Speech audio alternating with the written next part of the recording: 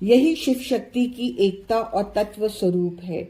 यह सभी पापों का नाश करने वाला है, प्रवृत्ति के इच्छुकों को दीर्घ जप द्वारा मोक्ष प्रदान करता है।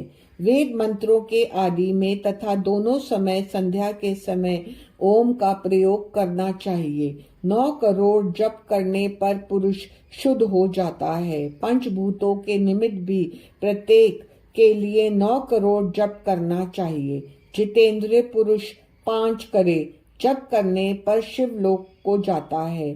वहां नंदिकेश्वर बाहर स्थित रहकर पंचाक्षर मंत्र का जप करते हैं। महात्माओं का ऐसा कथन है कि शिवलोक की जानकारी शिव कृपा के बिना नहीं होती है। जो ब्राह्मण गुरु से पंचाक्षर प्राप्त कर 5 लाख जप करता है, उसकी आयु बढ़ती है।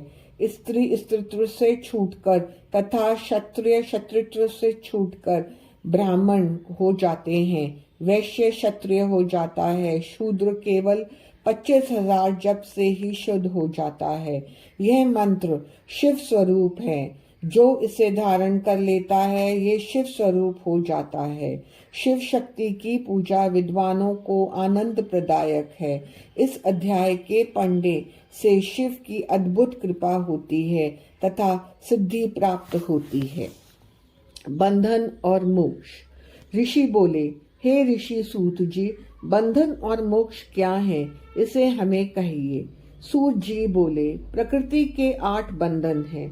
उनके कारण ही आत्मा की जीव संज्ञा हुई है। इनसे छूटना ही मुक्ति है। मन, बुद्धि, अहंकार तथा पंच तमन्नाएं, ये 8 ही प्रकृति हैं। इन्हीं 8 में से यह देह है। इन्हीं से सभी कर्म है। देह से कर्म, कर्म से देह, यही बारंबार चक्र चलता रहता है।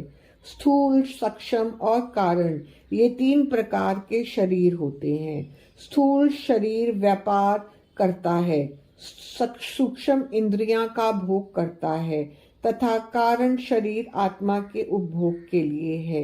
इन्हीं से सुख दुख की प्राप्ति होती है। जीव कर्म रूप डोर से बंधकर 3 देह युक्त चक्रवत घूमता रहता है। जब चक्रकर्ता शिव का पूजन करें तो इससे दूर हो सकता है। वे ही 8 को वश में किए हुए हैं। जो शिव की बेर या लिंग में पूजा करते हैं, उन पर महेश निश्चित प्रसन्न होते हैं। लिंग तो अनेक हैं, परंतु स्वयंभू लिंग, बिंदु लिंग, प्रतिष्ठित लिंग तथा 4 लिंग एवं 5वां गुरुलिंग है। इनकी पूजा करनी चाहिए। शिव भक्त को अपवित्रता तथा सूतक नहीं लगते। प्रथम गणेश पूजन करके शिव का पूजन नित्य करना चाहिए। शिव पूजन से दैनिक, दैविक और भौतिक ताप शांत हो जाते हैं। पूजा वेद। महर्षि बोले, हे सूत जी, आप धन्य हैं। आपने शिवलिंग की महिमा को हमें समझाया। अब आप पार्थिव महेश्वर की महिमा को हमें कहिए, जो कि आपने व्यास जी से सुनी। सूत जी बोले, हे ऋषियों, मैं तुम्हारी भक्ति और अपने सत्कार से प्रसन्न हूँ। तुम्हें पार्थिव लिंग की महिमा को सुनाता हूँ, सो सुनिए। हे विप्रों, पार्थिव लिंग सब लिंगों में श्रेष्ठ कहा गया है। इसके पूजन से अनेक लोग सिद्ध हो गए हैं। ब्रह्मा, विष्णु, सुर, असुर, गंधर्व सभी इससे सिद्धि को प्राप्त हुए हैं। सतयुग में रत्न का, त्रेता में स्वर्ण का, द्वापर में पारे का तथा कलयुग में पार्थिव लिंग श्रेष्ठ होता है। पार्थिव मूर्ति के पूजन करने पर तप से भी अधिक फल की प्राप्ति होती है। जैसे सभी नदियों में गंगा जी सर्वश्रेष्ठ हैं, उसी प्रकार सभी लिंगों में पार्थिव लिंग श्रेष्ठ हैं। मंत्रों में ओंकार महान है। वर्णों में ब्राह्मण श्रेष्ठ हैं। पुरियों में काशी श्रेष्ठ है। व्रतों में शिवरात्रि का व्रत सर्वोत्तम है। शक्तियों में शिव शक्ति श्रेष्ठ कही गई हैं। इसी प्रकार लिंगों में पार्थिव लिंग सर्वश्रेष्ठ है।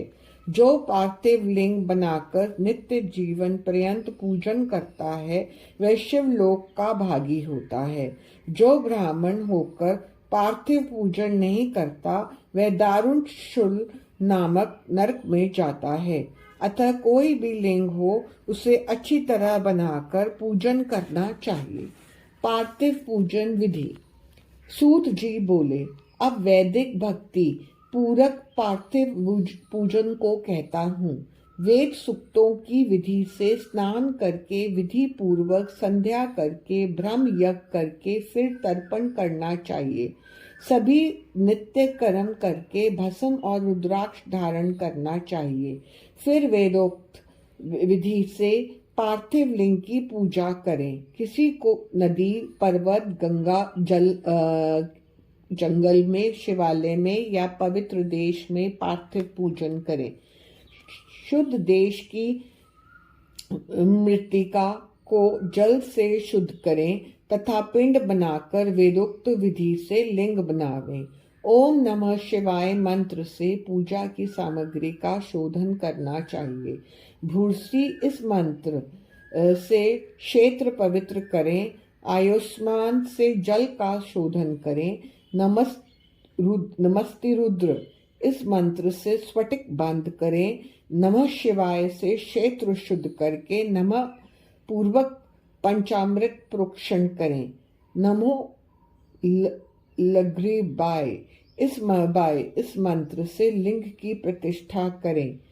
एतत् रुद्राय से आसन प्रदान करें।